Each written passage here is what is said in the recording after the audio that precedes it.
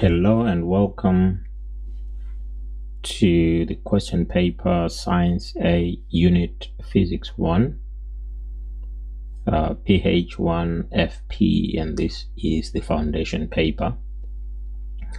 My name is Derek Tafuma and I help you answering physics questions. So in the first 3 videos for this paper I did question 1,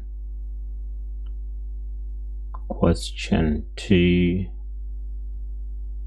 which starts here, question 3, and today we are moving on to question 4. And question 4 reads as follows: a can chiller is used to make a can of drink colder.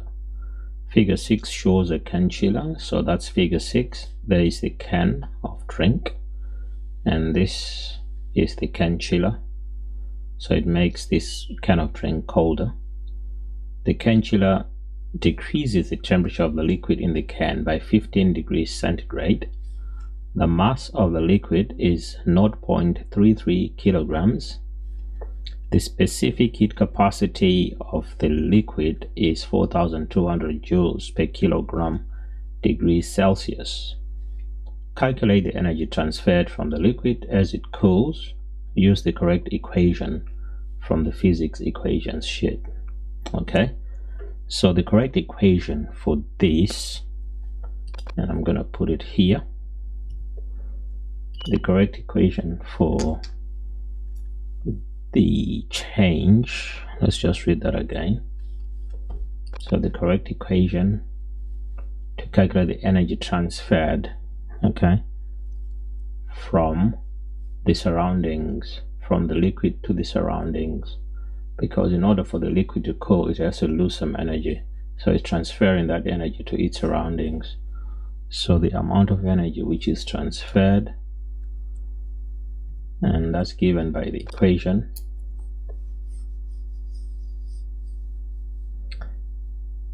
Energy is equal to mc delta T, okay, meaning you are multiplying the mass times specific heat capacity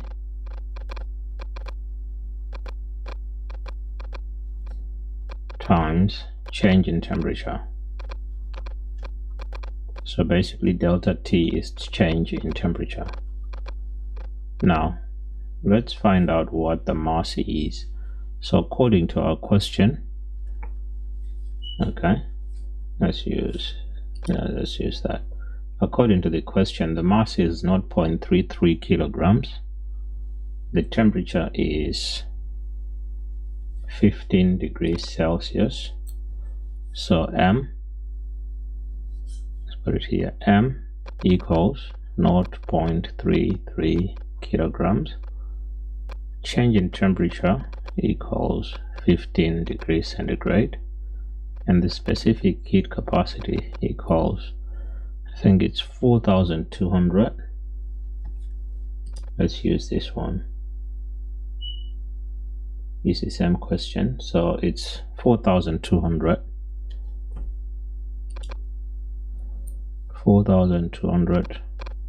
joules per kilogram degrees Celsius. So basically E equals mc delta T, which is 0.33 kilograms times 4,200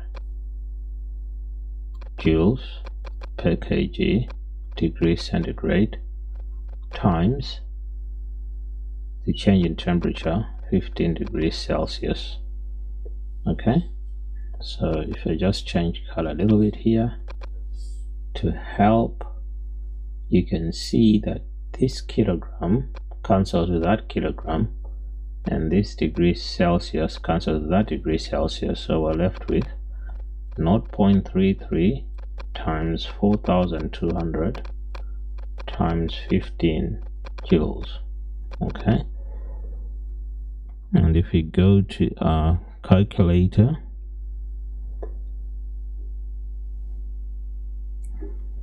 So 0.33 times 4,200 times 15, that will give us, let's change this to 0.33,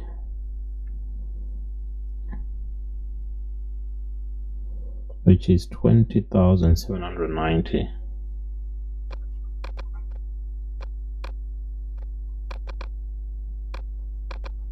joules. Okay,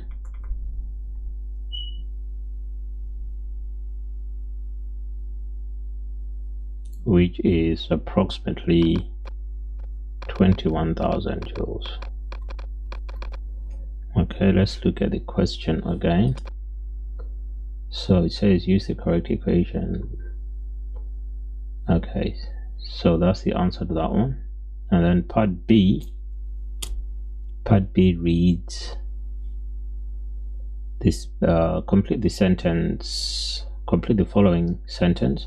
The specific heat capacity of a substance is the amount of energy required to change the dash of 1 kilogram of the substance by 1 degree Celsius. Okay, so already that gives you a clue.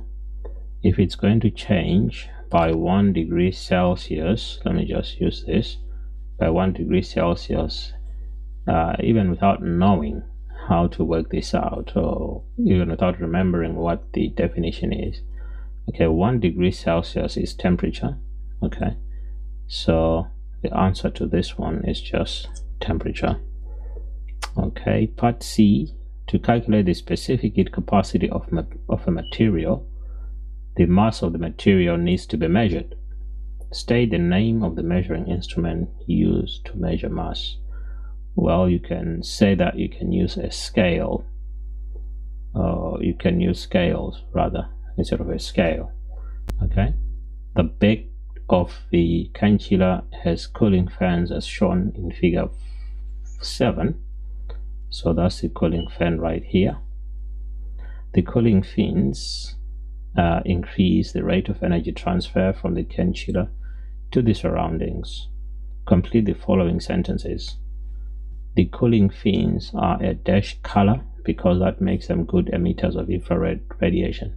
So you can say they are a dark color, a black color, or you can say they are a gray color.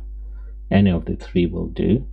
The large surface area of the cooling fans allows the air around the can chiller to gain energy quickly and rise, transferring energy by. So if the air is going to gain in energy and then it rises, it means the air is warming up, and if it's rising, then it's taking the heat with it.